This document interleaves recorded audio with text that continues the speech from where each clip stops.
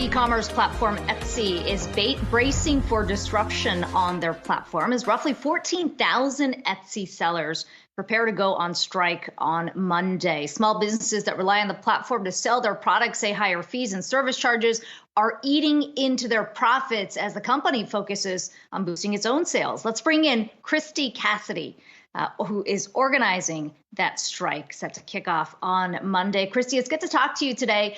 I was looking through the numbers on the platform, 14,000 sellers roughly out of 5 million active sellers. Doesn't seem like a whole lot, but what are you hoping to accomplish through this strike on Monday? We're hoping to get Etsy's attention that we are fed up. And you are correct that that's not a whole lot. It's also quite a bit for just people trying to spread a movement online with no advertising. The amount of support we have gotten when we put this out into the world, people are sharing, it's spreading entirely organically. So that is our situation. Hey, Kristi, it's Brian Chung here. I want to ask, have you engaged with Etsy? Have you had conversations with them? Because I imagine they would want to kind of build a bridge with you here as they try to figure out their fee structure, among other things, as is the case with the marketplace. What have you heard from them?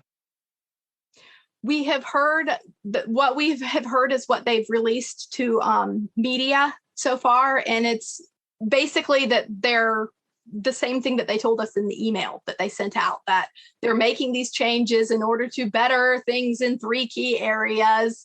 And we have asked for very specific things in these key 3 areas. They're in more than that, actually, but they're not actually responding to our demands is what's going on. They're corporate speak. Kristi, let's point to that statement that Etsy has put out. They've said specifically, our seller success is a top priority for Etsy. We're always receptive to seller feedback. And in fact, the new fee structure will enable us to increase our investments in areas outlined in the petition, including marketing, customer support, and removing listings that don't meet our policies. We are committed to providing great value for our 5.3 million sellers so they're able to grow their businesses while keeping Etsy a beloved, trusted, and thriving marketplace. And Kristi, you're saying that none of that has happened, at least now. Let's say you go through with the strike on Monday and you don't get the response. What are the key sticking points? And if so, where do you take your business? So for me personally, I do a lot of custom made dresses, and offsite ads has made my business completely untenable. It's not possible to run a business based on custom commissions if it's possible for an ad fee to be charged to any one of your custom orders. So running a custom made business when you don't know how much you're going to be making for each order, it just doesn't work. So for me personally, I have to leave if they don't listen to us with this petition.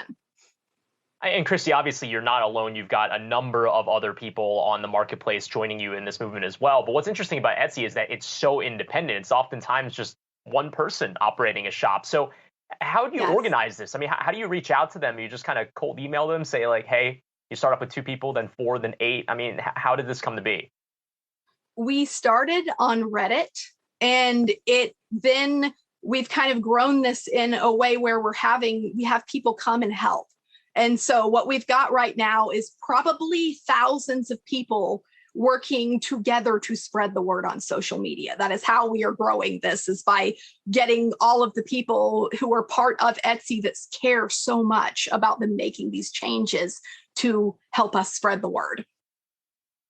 I wonder if, you're thinking about where the compromise could potentially be. Obviously, you, along with others who plan to take part in the strike, have highlighted the fact that the culture has shifted over the last few years at Etsy. The focus has been more about boosting sales for the company and the bottom line, not necessarily highlighting the small businesses that really made Etsy kind of the go-to for a lot of shoppers. Do you see a middle ground? I don't really think there's anything unreasonable about our demands. I mean, there is the first one, cancel the fee increase. I understand that's, they're saying they need that to provide the things that they've been promising us for years and haven't provided. The other ones, though, end the star seller program, it's not doing anything for the platform. It's not actually showing buyers the quality of the people who sell there. We want guaranteed support for people whose shops get shut down by AI. That seems like that should be a given anyway. The ability to opt out of offsite ads. If it was working for everyone, why do they require us to be part of it? Every demand that we have made is very reasonable. And if Etsy refuses to work with us on these, it does not give me very much hope for the future on the platform.